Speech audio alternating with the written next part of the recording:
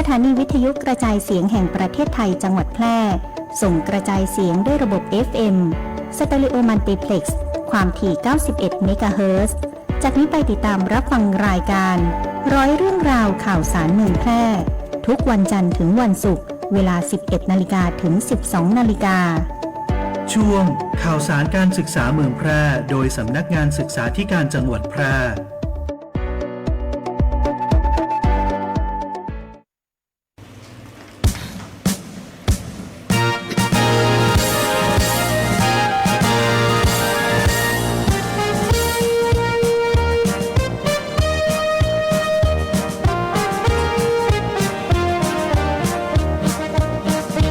สำนักงานศึกษาธิการจังหวัดแพร่สิทธิแน่วแน่บริการการศึกษาบูรณาการทำงานยั่งยืนมางานศึกษาก้าวนำทีมทำงานรับผิดชอบเป็นใจในหน้าที่เทคโนโลยีมีใช้ในทุกด้านประสิทธิภาพเชิงพื้นที่การจัดการบริหารราชรัฐพัฒนางานก้าวไกลศตวรรษ 21 กระดุจเป็นเม็ดงานด้านศึกษาสร้างภาพพิ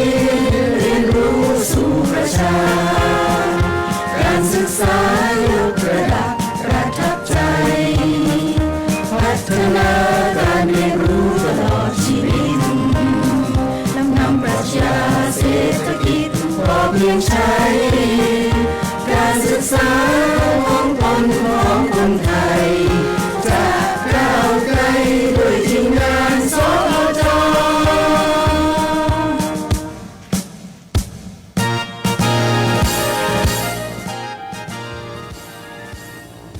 สวัสดีค่ะท่านผู้ฟังที่เคารพทุกท่านกลับมาพบกันเช่นเคยนะคะกับรายการร้อยเรื่องราวข่าวสารเมืองแพร่ช่วงข่าวสารการศึกษาเมืองแพร่ค่ะดิฉันกนกวรรณมลีนักวิชาการศึกษาชำนาญการวันนี้ได้รับมอบหมายจากท่าน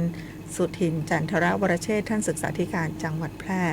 มาให้เป็นผู้ดำเนินรายการนำเอาเรื่องราวข่าวสารแวดวงการศึกษามาฝากท่านผู้ฟังเช่นเคยค่ะวันนี้มาคู่ค่ะค่ะสรัญญาแสงกล้าค่ะนักวิชาการศึกษาสำนักงานศึกษาธิการจังหวัดแพร่ค่ะค่ะวันนี้มีมากมายหลายภารกิจนะคะในส่วนของสำนักงานศึกษาธิการจังหวัดแพร่เองขณะนี้นะคะที่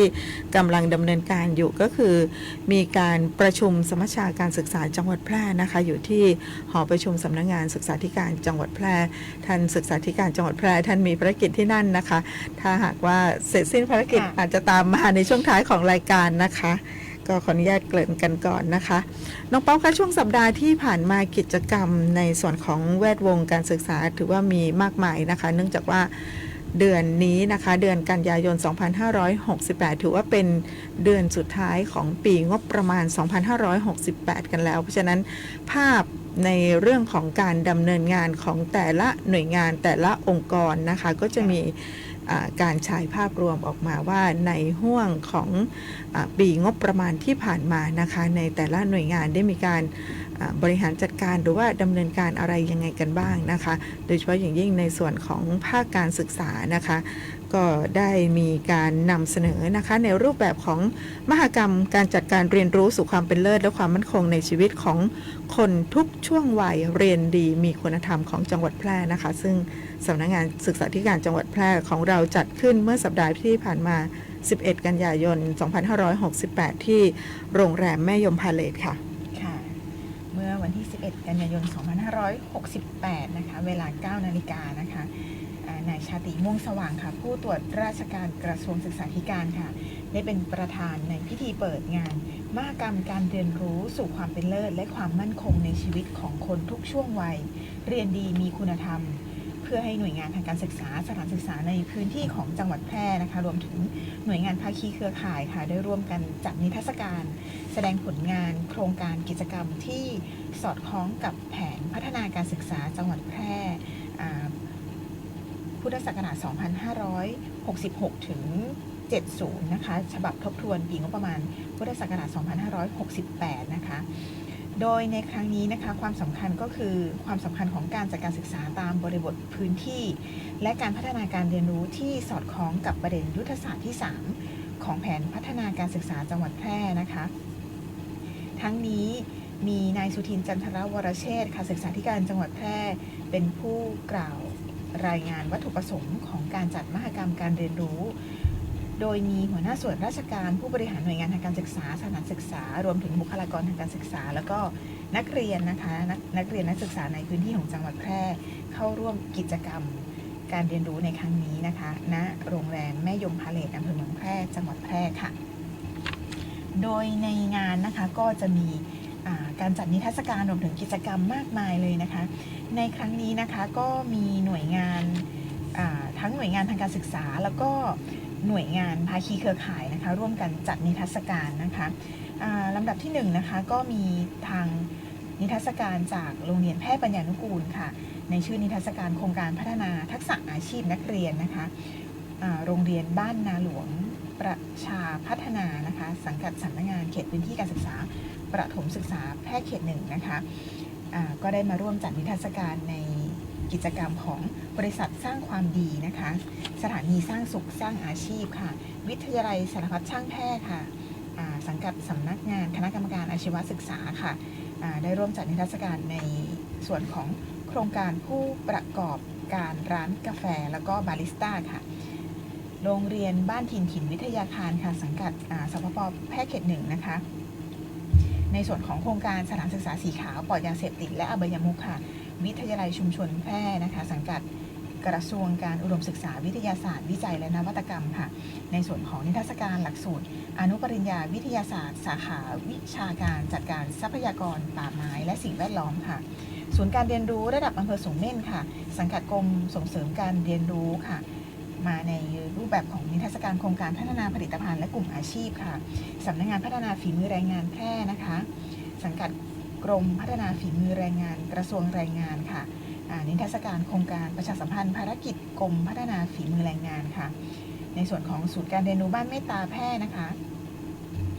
เป็นนิทรรศการการจัดการเรียนรู้เสริมสร้างประสบการณ์ค่ะวิทยาลัยเทคนิคแพร่ค่ะสังกัดสำนักงานคณะกรรมการอาชีวศึกษาค่ะ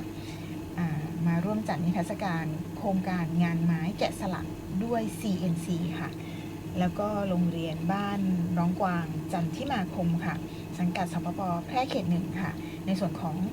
โครงงานคุณธรรมแล้วก็โรงเรียนสุจริตค่ะสถาบันนวัตกรรมด้านป่าไม้แพร่นะคะสังกัดกรมป่าไม้กระทรวงทรัพยากรธรรมชาติและสิ่งแวดล้อมค่ะมาร่วมจัดนิทรรศการโครงการพ่อเลี้ยงเนื้อเยื่อพืชค่ะโรงเรียนบ้านห้วยห้อมค่ะในส่วนของโรงเรียนบ้านห้วยห้อมแล้วก็โรงเรียนอนุบาลแพร่นะคะสังกัดสปป.แพร่เขต1ค่ะโรงเรียนบ้านห้วยห้อมจะเป็นในส่วนของโครงการกองทุนการศึกษาโครงการสร้างอาชีพพอเพียงเคียงคู่คุณธรรมโรงเรียนอนุบาลแพร่เป็นโครงการโรงเรียนคุณภาพสู่มาตรฐานสากลค่ะวัดสูงเม่นนะคะวัดสูงเม่นสำนักงานพระพุทธศาสนาแห่งชาตินะคะเป็นนิทรรศการรูปแบบพัฒนาผู้เรียนตามรอยวิถีธรรมค่ะโรงเรียนดาราการดนตรีแพร่นะคะสังกัดสำนักงานคณะกรรมการส่งเสริมการศึกษาเอกชนเป็นนิทรรศการหลักสูตรวิชาดนตรีสากลค่ะ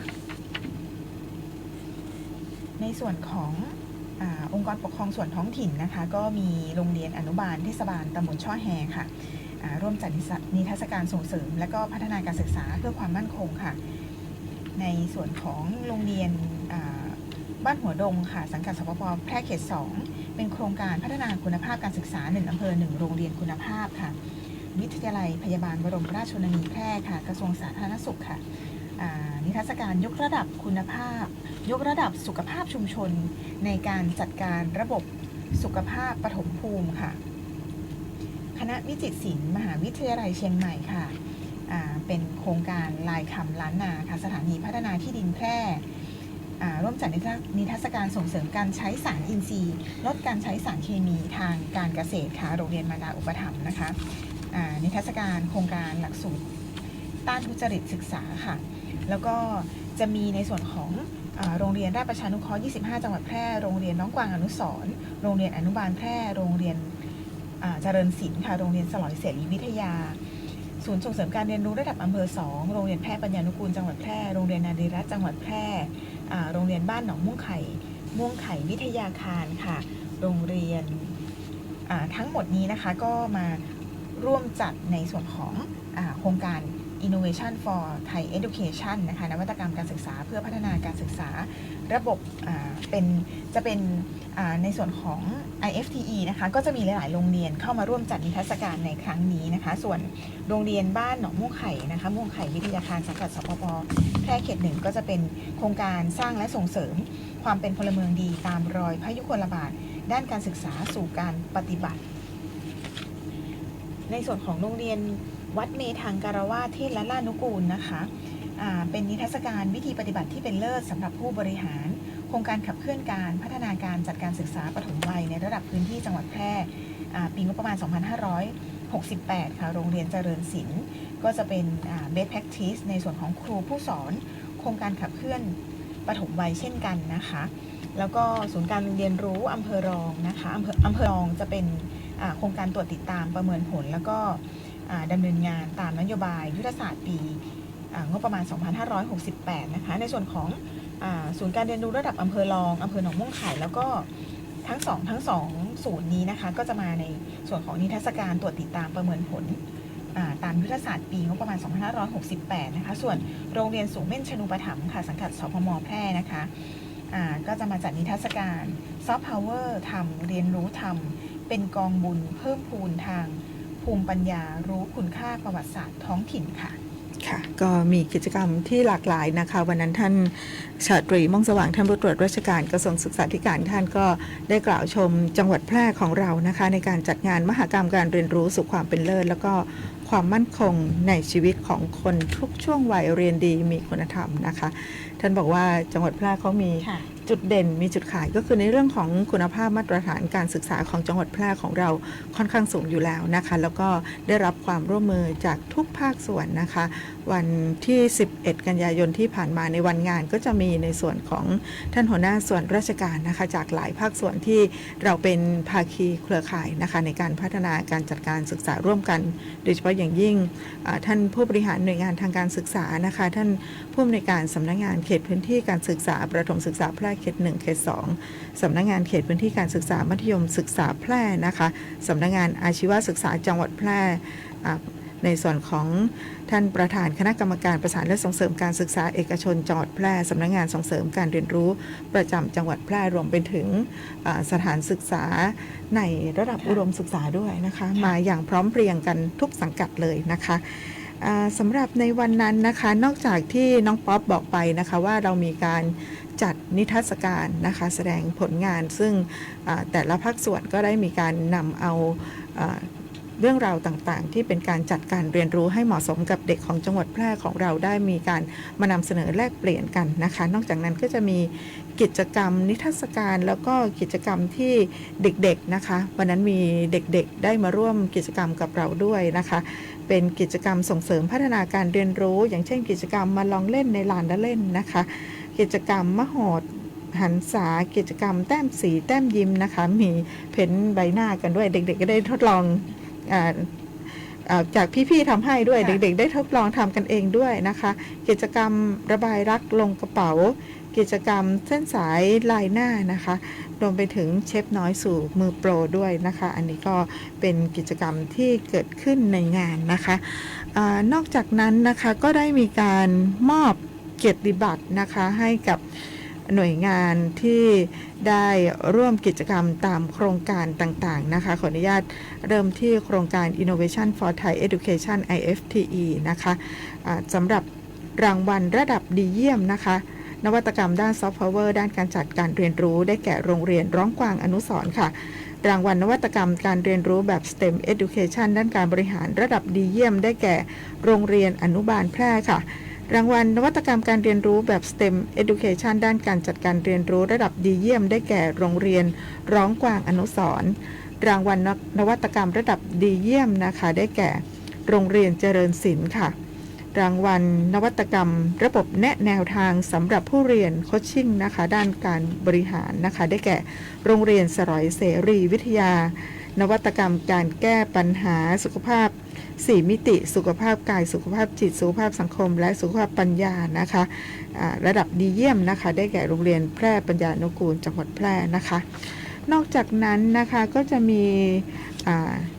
นวัตกรรมซอฟต์พาวเวอร์การบริหารระดับดีมากได้แก่โรงเรียนราชประชานุเคราะห์25 จังหวัดแพร่นวัตกรรมระดับดีมากนะคะศูนย์การเรียนรู้ระดับอำเภอร้องกวางนวัตกรรมระดับดีโรงเรียนสาธิตเทศบาลบ้านเชตวันค่ะรางวัลนวัตกรรมระดับดีค่ะศูนย์ส่งเสริมการเรียนรู้ระดับอำเภอเมืองแพร่รางวัลนวัตกรรมระดับดีมากนะคะได้แก่โรงเรียนวัดเมธังกรวาสค่ะรางวัลนวัตกรรมระดับดีโรงเรียนบ้านป่งท่าข้ามป่งประชานุกูลรางวัลนวัตกรรมระดับดีมากนะคะได้แก่โรงเรียนร้องกวางอนุสรณ์รางวัลนวัตกรรมระบบแนะแนวทางสำหรับผู้เรียนโคชชิ่งระดับดีมากได้แก่ศูนย์ส่งเสริมการเรียนรู้ระดับอำเภอ2ค่ะรางวัลนวัตกรรมระดับดีมากได้แก่โรงเรียนวัดศรีดอกพัฒนาประชารางวัลนวัตกรรมการแก้ไขปัญหา4 มิตินะคะสุขภาพกายสุขภาพจิตสุขภาพสังคมและสุขภาพกายระดับดีเยี่ยมได้แก่โรงเรียนนารีรัตน์จังหวัดแพร่ค่ะนอกจากนั้นก็มีนวัตกรรมระดับดีนะคะจากศูนย์การศึกษาพิเศษประจำจังหวัดแพร่ค่ะทีนี้มาดูในส่วนของรางวัลสร้างและส่งเสริมความเป็นพลเมืองดีตามรอยพยุคลบาทด้านการศึกษาสู่การปฏิบัติประจำปี 2568 นะคะกิจกรรมคัดเลือกแนวปฏิบัติที่เป็นเลิศ best practice นะคะตามโครงการส่งเสริมความเป็นพลเมืองดีตามรอยพยุคลบาทด้านการศึกษาสู่การปฏิบัตินะคะระดับดีเยี่ยมนะคะได้แก่โรงเรียนบ้านหนองม่วงไข่วิทยาคารค่ะสังกัดสำนักงานเขตพื้นที่การศึกษาประถมศึกษาแพร่เขต1ค่ะระดับดีมากได้แก่โรงเรียนกีฬาองค์การบริหารส่วนจังหวัดแพร่พัฒนาประชาอุปถัมภ์นะคะสังกัดองค์การบริหารส่วนจังหวัดแพร่ค่ะระดับดีนะคะได้แก่โรงเรียนเจริญราษฎร์สังกัดสำนักงานคณะกรรมการส่งเสริมการศึกษาเอกชนภายใต้กำกับของสำนักงานศึกษาธิการจังหวัดแพร่ค่ะกิจกรรมประกวดคลิปวิดีโอสื่อสร้างสรรค์ภายใต้หัวข้อเสริมสร้างความเป็นพลเมืองดีตามรอยพยุคลบาทด้านการศึกษาสู่การปฏิบัตินะคะสำหรับที่ได้รับรางวัลระดับดีเยี่ยมนะคะคลิปวิดีโอสื่อสร้างสรรค์ได้แก่โรงเรียนวัดศรีภูมิศึกษาประชานุสรณ์ค่ะเป็นของน้องๆระดับชั้นประถมศึกษาปีที่1ถึงปีที่6ค่ะอีกรางวัลหนึ่งเป็นระดับชั้นมัธยมศึกษาปีที่4ถึงปีที่6นะคะได้รับรางวัลระดับดีเยี่ยมคลิปวิดีโอสร้างสรรค์เช่นเดียวกันนะคะได้แก่โรงเรียนท่าข้ามวิทยาคมชั้นมัธยมศึกษาปีที่4ถึง6สังกัดสำนักงานเขตพื้นที่การศึกษามัธยมศึกษาแพร่ค่ะมาดูกันที่การขับเคลื่อนการพัฒนาการจัดการศึกษาปฐมวัยในพื้นที่กันบ้างนะคะสำหรับท่านที่ได้รับโล่รางวัลผู้ทรงคุณวุฒิด้านการศึกษาปฐมวัยนะคะได้แก่ท่านพิกุลอุตรอินทร์นะคะรางวัลผู้ทรงคุณวุฒิด้านการศึกษาปฐมวัยนะคะท่านผู้อำนวยการอนุสรณ์พรหมลังกาค่ะรางวัลผลการคัดเลือกวิธีปฏิบัติที่เป็นเลิศ best practice การพัฒนาเด็กปฐมวัยด้านผู้บริหารระดับจังหวัดนะคะได้แก่นางสาวชนันชิตากาศิชัยค่ะรางวัลผลการคัดเลือกวิธีปฏิบัติที่เป็นเลิศการพัฒนาเด็กปฐมวัยด้านผู้บริหารระดับจังหวัดนะคะนายสุพนัทวงศ์สกุลรางวัล best practice การพัฒนาเด็กปฐมวัยด้านครูผู้สอนระดับจังหวัดนางสาวธิดารัตน์สุขศรีใจค่ะรางวัล Best Practice การพัฒนาเด็กปฐมวัยด้านครูผู้สอนระดับจังหวัดนะคะนางอารีรัตน์อุดมพิทักษ์เดชารางวัลผลการคัดเลือกวิธีปฏิบัติที่เป็นเลิศการพัฒนาเด็กปฐมวัยด้านครูผู้สอนระดับจังหวัดนะคะได้แก่นางสาวน้ำทิพย์มะลิลาค่ะอันนี้ก็เป็นความงอกงามที่เกิดขึ้นนะคะในงานมหกรรมการเรียนรู้สู่ความเป็นเลิศและความมั่นคงในชีวิตของคนทุกช่วงวัยเรียนดีมีคุณธรรมของจังหวัดแพร่นะคะเมื่อวันที่11กันยายน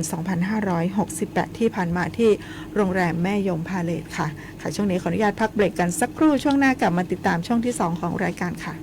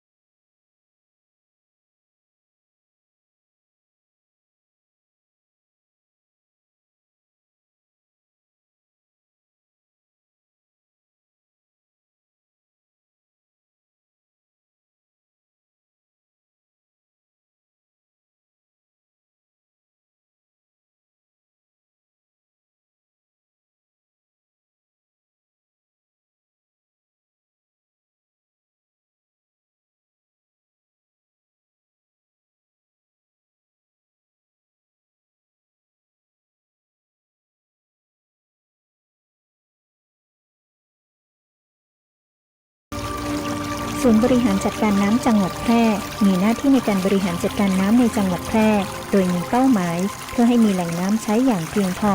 สำหรับการดำรงชีวิตและการพัฒนาและเพื่อให้เกิดการใช้น้ำอย่างมีประสิทธิภาพและเป็นธรรมรวมถึงการอนุรักษ์แหล่งน้ำและการแก้ไขปัญหาน้ำท่วมศูนย์บริหารจัดการน้ำจังหวัดแพร่เข้าใจเข้าถึงพัฒนาเพื่อประชาชนติดต่อศูนย์บริหารจัดการน้ำจังหวัดแพร่โทร054-532-900หรือองค์การบริหารส่วนจังหวัดแพร่โทร054-532-485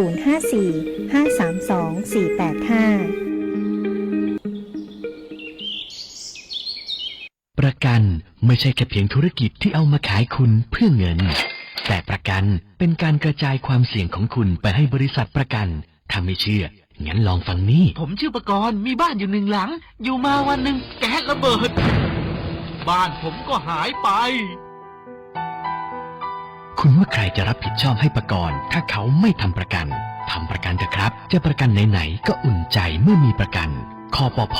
สำนักงานคณะกรรมการกำกับและส่งเสริมการประกอบธุรกิจประกันภัยไปขับขี่ออนไลน์เนี่ยง่ายตั้งปุ๊บตั้งใจบ่ต้องไปขนส่งบ่ต้องไปอบรมบ่ต้องสอบกาถ่ายรูปโอนจ่ายจบโหจับโปะข่าวปลอมดีหนาติหูตันบ่หลงเจือบ่กดไลค์กดแชร์แม่นก็เพียนแสงล่าสุดยอดเพียนเทพีสีม้อยคนงามตีบ่สเลกสลามไปเจือเขาแต่ละมือแต่ละเดย์เพจปลอมโมนี่นะลูกเล่นมันแผลวๆเวลาปะข่าวแบบเดียวกันเนี่ยก็ต้องเช็คแล้วเช็คแหมเลือกอันติมีแหล่งอ้างอิงติมาชัดเจนตรวจสอบได้น่าเจือถือบางเตือเนี่ยต้องพอแผว URL ปุ่นนะเพราะเขาจังปลอมแปลงเนี่ยคือค่ายกันสับปะตรวจสอบสอบไปสอบมาสุดท้ายอาจจะป้าว่าดันเป็นข่าวเก่าเหี่ยก็ได้หรือป้าการแจ้งเตือนจากเว็บไซต์อื่นว่าอันนี้เป็นข่าวปลอมและหมู่ข่าวปลอมเนี่ยก็จังสะกดคำพิษด้วยนะบ้านก็ไปเอาหูภาพจากข่าวเก่ามาใจเพื่อเพิ่มความน่าเชื่อถือปะจะอีต้องตั้งสติให้ดีแต่ทำความเข้าใจหูเต่าตันสังเกตข่าวปลอมหมู่ติลึกจังเผยแพร่แต่ข่าวปลอมบดีล่อเล่นกับระบบเนอร์มีสิทธิ์ติดคุกนะปรารถนาดีจากสำนักงานประชาสัมพันธ์ตี3กรมประชาสัมพันธ์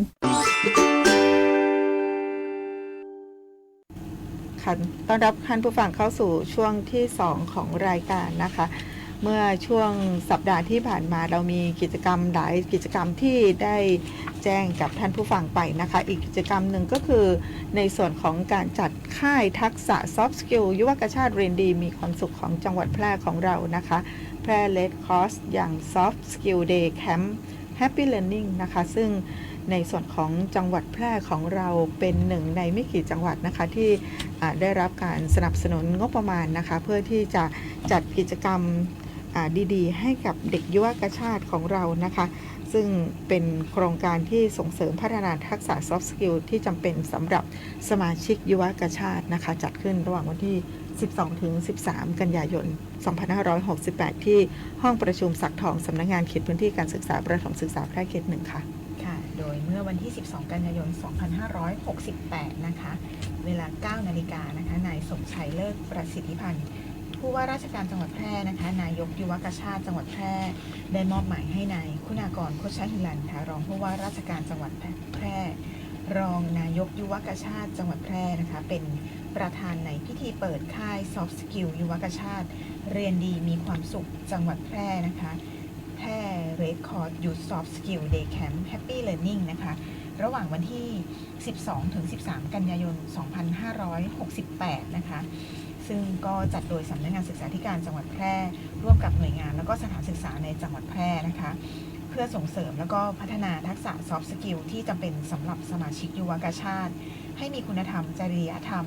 พัฒนากระบวนการเรียนรู้ของกิจกรรมยุวกชาติให้ทันต่อการเปลี่ยนแปลงของโลกสร้างความร่วมมือและส่งเสริมการมีส่วนร่วมของนักเรียนผู้บริหารครูผู้สอนและบุคลากรทางการศึกษารวมถึงเหล่ากาชาติจังหวัดแพร่นะคะในการที่จะขับเคลื่อนพัฒนากิจกรรมยุวกชาติในสถานศึกษาให้ก้าวหน้าแล้วก็มีวัตถุประสงค์อีกอย่างหนึ่งก็คือเพื่อสนองพระราชดำรัสของสมเด็จพระกนิษฐาธิราชเจ้ากรมสมเด็จพระเทพพระรัตนราชสุดาสยามบรมราชกุมารีนะคะอุปนายิกาผู้อำนวยการสภากาชาติไทยที่ต้องการที่จะพัฒนากิจกรรมยุวกชาติให้มีความทันสมัยแล้วก็สอดคล้องกับ การเปลี่ยนแปลงของสังคมโลกใน 8 เรื่องนะคะโดยเริ่มต้นที่เรื่องที่1นะคะก็คือในส่วนของเรื่องของสุขภาพเรื่องที่2ก็จะเป็นเรื่องของสิ่งแวดล้อมเรื่องที่3เป็นยุวกชาติเกษตรค่ะเรื่องที่4ก็จะเป็นในส่วนของเพศศึกษาในด้านที่5ก็จะเป็นพี่เลี้ยงเด็กค่ะด้านที่6ก็จะเป็นยุวกชาติชายค่ะด้านที่7ก็จะเป็นในส่วนของการโภชนาการและเรื่องที่8ก็เป็นหลักสูตรยุวกชาติค่ะรวมถึงให้สมาชิกยุวกชาติได้เรียนรู้แล้วก็พัฒนาทักษะ soft skill ที่เป็นการเรียนรู้ผ่านประสบการณ์แล้วก็การลงมือทำให้สมาชิกยุวกชาติได้เรียนรู้การวางแผนการแก้ปัญหาความคิดริเริ่มสร้างสรรค์การมีปฏิสัมพันธ์แล้วก็การรู้จักการทำงานร่วมกับผู้อื่นค่ะซึ่งจะเป็นการพัฒนาศักยภาพแบบองค์รวมในทุกๆด้านของสมาชิกยุวกชาตินะคะในครั้งนี้นะคะมีนายสุวินเทพสาธรค่ะรองศึกษาธิการจังหวัดแพร่เป็นผู้กล่าวรายงานแล้วก็มีรองนายกเหล่ากาชาติจังหวัดแพร่ผู้ทรงคุณธรรมยุวกชาติสมาชิกยุวกชาติแล้วก็ครูจากสถานศึกษาทั้ง11แห่งนะคะได้แก่โรงเรียนพิริยาลัยจังหวัดแพร่ค่ะโรงเรียนนารีรัตน์จังหวัดแพร่โรงเรียนสุขเม่นชนุปถัมภ์โรงเรียนร้องกวางอนุสรณ์โรงเรียนลองวิทยาโรงเรียนถิ่นโอภาสวิทยาโรงเรียนบ้านกาดประชานุเคราะห์โรงเรียนเจริญราษฎร์โรงเรียนองค์การบริหารส่วนจังหวัดแพร่บ้านไผ่ย้อยโรงเรียนกีฬาองค์การบริหารส่วนจังหวัดแพร่พัฒนาประชาอุปถัมภ์แล้วก็โรงเรียนองค์การบริหารส่วนจังหวัดแพร่เด่นชัยวิทยาค่ะในครั้งนี้นะคะงานอบรมครั้งนี้ก็จะมีสมาชิกยุวกชาติจำนวนทั้งสิ้น100 คนนะคะครูผู้สอน22 คนนะคะซึ่งก็ได้มีพิธีเปิดเมื่อวันที่12 กันยายน 2568นะคะณห้องประชุมศักดิ์ทองสำนักงานเขตพื้นที่การศึกษาประถมศึกษาแพร่เขต 1ค่ะอย่างที่น้องป๊อปบอกไปนะคะก็ได้รับการสนับสนุนจากทุกภาคส่วนนะคะทั้งสถานที่จากทางสำนักงานเขตพื้นที่การศึกษาประถมศึกษาแพร่เขต 1นะคะต้องกราบขอบพระคุณมาณโอกาสนี้ด้วยนะคะแล้วก็ในส่วนของคณะวิทยากรนะคะทั้งจากทางผู้ทรงคุณธรรมยุวกชาติของจังหวัดแพร่ของเรารวมไปถึงหน่วยงานที่เกี่ยวข้องนะคะองค์การบริหารส่วนจังหวัดแพร่สำนักงานเขตพื้นที่การศึกษาประถมศึกษาแพร่เขต 1สำนักงานเขตพื้นที่การศึกษามัธยมศึกษาแพร่สำนักงานส่งเสริมการเรียนรู้ประจำจังหวัดแพร่วิทยาอาชีวศึกษาแพร่รวมไปถึงโรงเรียนเทพนารีด้วยนะคะสำหรับกิจกรรมนะคะอย่างที่น้องป๊อปบอกไปนะคะสำหรับค่ายทักษะ Soft Skill ยุวกชาติเรียนดีมีความสุขจังหวัดแพร่ในครั้งนี้นะคะเป็นกิจกรรมที่จัดขึ้นเพื่อที่จะให้ยุวกชาตินะคะมีคุณธรรมจริยธรรมมีทักษะที่เหมาะสมต่อการดำรงชีวิตแล้วก็ปรับตัวให้สอดคล้องกับวิถีชีวิตในโลกยุคใหม่นะคะพัฒนากระบวนการเรียนรู้ของกิจกรรมของยุวกชาติให้ทันต่อการเปลี่ยนแปลงของโลกและตอบสนองต่อความต้องการแล้วก็ความสนใจของผู้เรียนนะคะรวมไปถึงได้ค้นพบแนวทางการเรียนเป้าหมายชีวิตที่ตัวเองชอบแล้วก็เพื่อสร้างความร่วมมือการมีส่วนร่วมนะคะของเด็กนักเรียนผู้บริหารครูผู้สอนบุคลากรทางการศึกษารวมไปถึงเหล่ากาชาติของจังหวัดแพร่ในการขับเคลื่อนแล้วก็พัฒนากิจกรรมยุวกาชาติในสถานศึกษาให้ก้าวหน้าด้วยนะคะกิจกรรมสำคัญที่เห็นเด็กๆมีความสุขแล้วก็แฮปปี้กันมากๆนะคะน้องป๊อปก็คืออย่างวันแรกเนี่ยเราจะมีฐานกิจกรรมนะคะซึ่งเน้นให้เด็กๆได้เรียนรู้ความเป็นท้องถิ่นนะคะเป็นศิลปะวัฒนธรรมท้องถิ่นอาหารท้องถิ่นมีการจัดเขาเรียกว่าอะไรตุงนะคะตุงไส้หมูตัดตุงค่ะค่ะเด็กๆสมัยนี้อาจจะเคยเห็นแต่ว่าอาจจะไม่มีโอกาสได้ลงมือทำลงมือปฏิบัติเองนะคะตุงไส้หมูหรือว่าพวงมะโหดนะคะทำสวยดอกไม้เด็กๆอาจจะเห็นคุณพ่อคุณแม่คุณป้าคุณยายทำไปวัดแต่ว่าเด็กอาจจะไม่มีโอกาสได้ทำด้วยตนเองนะคะไม่ว่าจะเป็นกรวยดอกไม้สำหรับไหว้ครูหรือว่าสำหรับไปวัดหรือว่างานประเพณีวัฒนธรรมต่างๆนะคะอันนี้เด็กๆก็มีโอกาสได้ทดลองทำด้วยตนเองนะคะอาหารพื้นเมืองค่ะมีไข่ปาล์มนี่น่าสนใจมากเด็กๆหลายคนจากที่วิทยากรถามไปก็คือเด็กส่วนใหญ่ไม่เคยกินไข่ปาล์ม ใช่ค่ะ ค่ะ เป็นอาหารพื้นเมืองของชาวจังหวัดแพร่ของเราแล้วก็ดีต่อสุขภาพด้วยนะคะ ประกอบอาหารไข่โดยที่เราไม่ใช้น้ำมันนะคะแต่ว่าจากการที่สอบถามเด็กๆไม่เคยกินมาก่อน แต่ว่าเราให้เด็กๆลงมือทำด้วยตัวเอง ค่ะ อร่อย เด็กๆอาจจะเคยไปเดินตลาดหรือว่า ค่ะ อย่างกาดกองเก่าอันก็จะมีขายอยู่นะคะ แต่น้องๆอาจจะรู้สึกว่ามีขนมหรือว่ามีอย่างอื่น น่าสนใจ ที่ มากกว่า น่าสนใจมากกว่านะคะ ก็อาจจะยังรู้จักแค่ว่าอันนี้คือไข่ปาล์มแต่อาจจะยังไม่ได้ลองชิมนะคะ ในครั้งนี้น้องๆก็ได้ลงมือทำแล้วก็ได้ทานฝีมือทั้งของตัวเองแล้วก็ของเพื่อน ของเพื่อนด้วย นะคะ ค่ะ แล้วก็นอกจากไข่ปาล์มแล้วก็จะมีน้ำสมุนไพรนะคะ ไม่ว่าจะเป็นน้ำตะไคร้น้ำอัญชันนะคะ และในครั้งนี้เองผู้ทรงคุณธรรมก็ได้ลงมือทำ ยำจิ้นไก่ ยำจิ้นไก่ค่ะน้องบางคน ก็ยังไม่เคยทาน เช่นกันนะคะ ในครั้งนี้ก็เป็นการเปิดประสบการณ์ให้กับน้องๆด้วยนะคะ ทั้งการตัดตุงเองหรือว่าการได้ลิ้มชิมรสกับอาหารพื้นเมืองของเรานะคะ ค่ะก็เป็นการเปิดโลกทัศน์เราไม่จำกัดความคิดของเด็กๆนะคะ อย่างเช่นเมนูไข่ปาล์มเนี่ยจะบอกเด็กๆว่าสมัยก่อนเนี่ยอาจจะใส่แค่ปรุงรสแล้วก็ต้นหอมใบหอมนะคะ แต่ว่าเด็กๆเป็นเด็กยุคใหม่ หน้าตาก็คือไข่ปาล์มวิธีทำก็คือไข่ปาล์มใช้ใบตองมารอง แต่ว่าเด็กๆสามารถเลือกนะคะสามารถเลือกเขาเรียกว่าเป็นท็อปปิ้งมาใส่ด้านหน้าโดยที่เด็กๆชอบอาจจะมีความทันสมัยขึ้นนะคะจะเป็นหมูสับเป็นปูอัดหรือว่าเป็นเห็ดหอมอะไรก็แล้วแต่ที่เด็กๆชอบรับประทานก็บอกให้เด็กๆสามารถเอามาประยุกต์แล้วก็ทำเองได้ก็คิดว่าจากฐานกิจกรรมแล้วนะคะเด็กๆน่าจะเอาไปใช้ในชีวิตประจำวันได้เยอะนะคะ ค่ะ มาดูที่ฐานกิจกรรมวันที่ 2 กันบ้างน้องป๊อปซึ่ง ค่ะ อันนี้ก็เป็นเรื่องใกล้ตัวเด็กๆแล้วก็น่าสนใจนะคะ สิ่งที่เห็นแล้วอบอุ่นที่สุดก็คือเด็กๆมาจากต่างโรงเรียน แต่ว่ากิจกรรมสัมพันธ์ กิจกรรมที่เด็กๆทำร่วมกันมีพัฒนาการที่ดีมาก 2 วันเด็กๆอยู่ด้วยกันอย่างมีความสุขนะคะ มีการเรียนรู้นะคะในเรื่องของโรคเอดส์นะคะในเรื่องของเพศศึกษานะคะที่เราได้มีวิทยากรนะคะมาให้ความรู้กับเด็กๆนะคะสิ่งที่ไม่อยากให้เกิดขึ้นนะคะไม่ว่าจะเป็นเรื่องของท้องในวัยเรียนหรือว่าอาจจะเกิดปัญหาในเรื่องของการค้ามนุษย์เป็นการเฝ้าระวังป้องกันป้องปรามไม่ให้เกิดปัญหาเหล่านี้เกิดขึ้นนะคะเรียนรู้เรื่องภัยไซเบอร์ทุกวันนี้เยอะมากๆนะคะแล้วก็เด็กก็รู้เรื่องราวภายนอกมากกว่าในบ้านของตัวเองเยอะมากเหลือเกินแล้วก็เป็นเรื่องที่ผู้ปกครองหลายท่านเป็นห่วงนะคะก็จะมีการเรียนรู้เรื่องภัยไซเบอร์เรื่องของ call center นะคะสำคัญที่สุดก็คือมีการจัดกิจกรรมสร้างความตระหนักรู้เกี่ยวกับเรื่องของนิโคตินนะคะจากบุหรี่ซองหรือว่าบุหรี่ไฟฟ้านะคะแล้วก็ที่สำคัญที่สุดก็คือกิจกรรมที่สร้างให้น้องๆได้รู้จักคุณค่าของตัวเองนะคะเป็นการเคารพทั้งตนเองแล้วก็เคารพทั้งผู้อื่นด้วยอันนี้เป็นสิ่งสำคัญที่วิทยากรของเราต้องการให้เกิดขึ้นนะคะทั้งหมดทั้งมวลของทุกๆกิจกรรมสมาชิกยุวกาชาติทั้ง6หน่วยสีจากทุกโรงเรียนที่เข้าร่วมกิจกรรมในครั้งนี้นะคะก็เป็นไปตามคุณลักษณะของเด็กยุคใหม่เลยก็คือให้เด็กๆได้มีโอกาสสร้างสรรค์ผลงานของตนเองนะคะกิจกรรม2วันทุกฐานกิจกรรมที่เด็กๆได้ร่วมกิจกรรมเด็กได้อะไรจากกิจกรรมบ้างในครั้งนี้เองนะคะในส่วนของเราเหมือนที่พี่นกบอกค่ะว่า IT ก็มีส่วนสำคัญค่ะเริ่มตั้งแต่วันที่1เลยนะคะทางวิทยากรจากวิทยาลัยอาชีวศึกษาแพร่ก็ได้มาให้การบ้านน้องๆเก็บภาพเลยเริ่มกิจกรรมแรกนะคะว่าเราจะต้องเก็บภาพเก็บวิดีโอเพื่อที่จะมาประมวลผลในวันที่2ถ่ายทอดออกมาว่าน้องๆได้รับประสบการณ์อะไรทำกิจกรรมอะไรนะคะผ่าน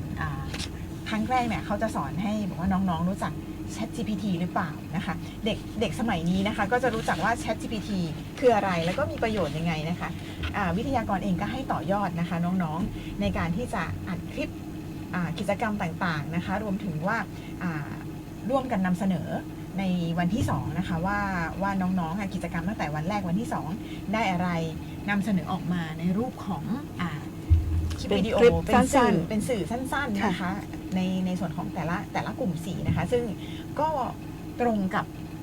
ความเป็น AI ในปัจจุบันความเป็นเทคโนโลยีในปัจจุบันนะคะให้น้องๆได้ปรับตัวให้เข้ากับโลกปัจจุบันรวมถึงเรียนรู้วัฒนธรรมในวันแรกนะคะไม่ว่าจะเป็นตุ้งไข่ปาล์มยำจิ้นไก่สิ่งต่างๆ เหล่านี้นะคะมาสู่วันที่ 2 ก็คือโลกของความเป็นจริงในปัจจุบันก็คือเพศวิถีเพศศึกษาซึ่งเราก็จะต้องในฐานนี้เองน้องๆถ้าเห็นในตัวกิจกรรมวันนั้นก็จะรู้สึกว่าน้องๆได้เปิดประสบการณ์นะคะว่าสิ่งที่น้องๆจะต้องเจอในการที่จะป้องกันตัวเองไม่ให้ท้องก่อนวัยอันควรเรื่องเพศในปัจจุบันเป็นอย่างไรนะคะให้น้องๆได้เข้าใจรวมถึงการเห็นคุณค่าในตัวเองและ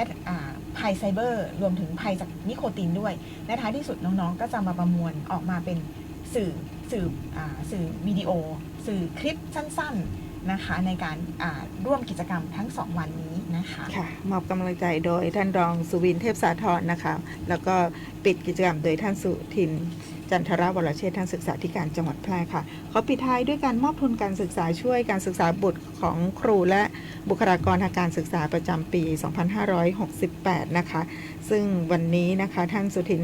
จันทรวรเชษฐ์นะคะท่านก็ได้มีการไปมอบทุนการศึกษาให้กับบุตรของครูและบุคลากรทางการศึกษาของจังหวัดแพร่ของเรานะคะจำนวน4ทุนด้วยกันนะคะของสำนักงานสกสคจังหวัดแพร่ได้แก่นางสาวพิชยาภาเสนานุรักษ์วรกุลค่ะชั้นมัธยมศึกษาปีที่4จำนวน 4,000 บาทคนที่2นะคะนางสาวสุพิชยาตายันชั้นมัธยมศึกษาปีที่4ค่ะ 4,000 บาทคนที่3นางสาวมนัสนันวงคำวันนะคะชั้นมัธยมศึกษาปีที่6 4,000 บาทนะคะนางสาวจินจุธาทินถาชั้นปริญญาตรีปีที่1จำนวน 10,000 บาทค่ะที่สำนักงานสกสคจังหวัดแพร่ค่ะเป็นมูลนิธิการศึกษาช่วยเหลือบุตรครูและบุคลากรทางการศึกษาของทางสำนักงานสกสคจังหวัดแพร่ค่ะขอแสดงความยินดีกับทุกท่านด้วยนะคะวันนี้เวลาหมดลงแล้วนะคะติดตามรับฟังรายการของเราได้ทุกวันอังคารทางสวท.แพร่แห่งนี้นะคะ 11 นาฬิกาโดยประมาณค่ะวันนี้นำรายการจากลาท่านผู้ฟังไปก่อนค่ะสวัสดีค่ะสวัสดีค่ะ